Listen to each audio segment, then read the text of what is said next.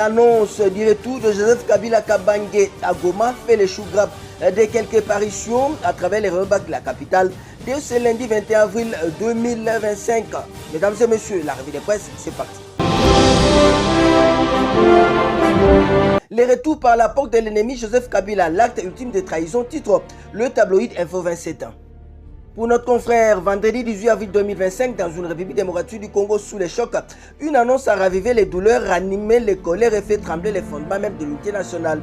Joseph Kabila Kabange, ancien président de la République et sénateur à vie, a foulé les sols congolais par la ville de Goma, capitale provinciale du Nord Kivu, assiégée depuis plusieurs mois par les forces du M23 et les alliés rwandais. Ce retour à toute l'apparence poursuit Info 27 d'un acte de défiance, d'une provocation, voire pour certains observateurs, d'une trahison politique en temps de guerre.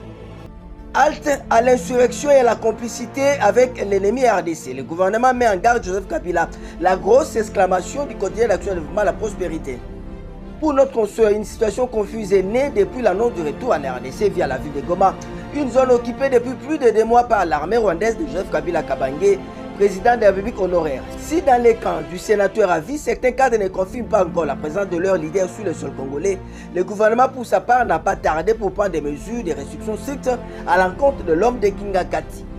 Le même sujet relayé par le site d'information générale bifoinfo.net, RDC, l'État congolais annonce des poursuites contre Joseph Kabila.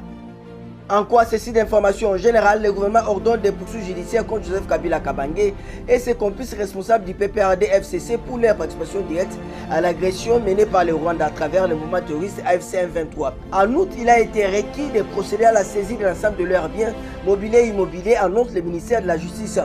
Par ailleurs, des mesures de restriction des mouvements sont ordonnées à l'encontre de tous les membres et responsables du PPRD-FCC impliqués dans cette affaire de haute trahison envers la nation.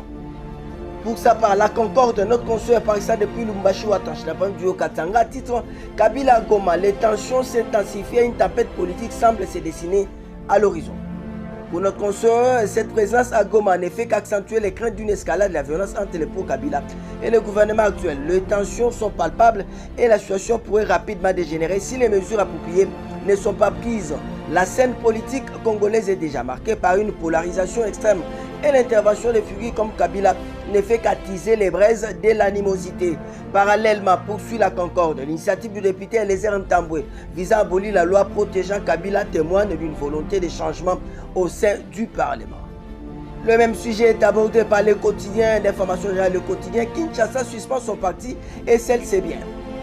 En quoi des sources concordantes nous dit le quotidien, l'ancien président de la République du Congo, Joseph Kabila Kabange, s'est rendu vendredi 17 avril 2025 à Goma, chef de la province du Nord Kivu, à l'est du pays. D'après les mêmes sources, le président honoraire serait passé par Kigali au Rwanda avant d'arriver à Goma. L'homme qui avait annoncé le 8 avril dernier son retour imminent au pays après un long séjour à la forme d'exil forcé a préféré s'installer dans une zone occupée par les rebelles du mouvement AFC M23, ce qui inquiète Kinshasa, lui poussant à prendre des mesures contre lui.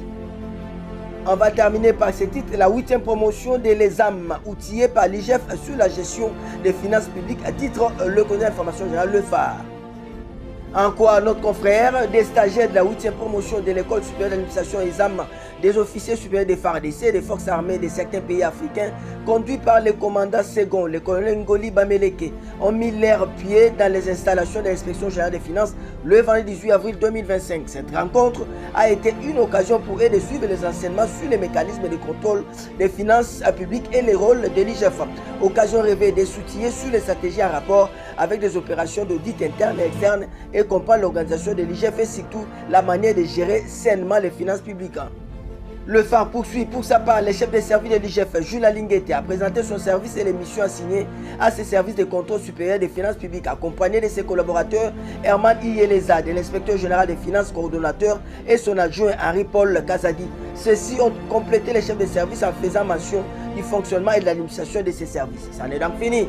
Pour cette revue de presse, au revoir et à demain. Tous derrière nos phares d'essai, Bendele Kouyate, Congolais Téléma.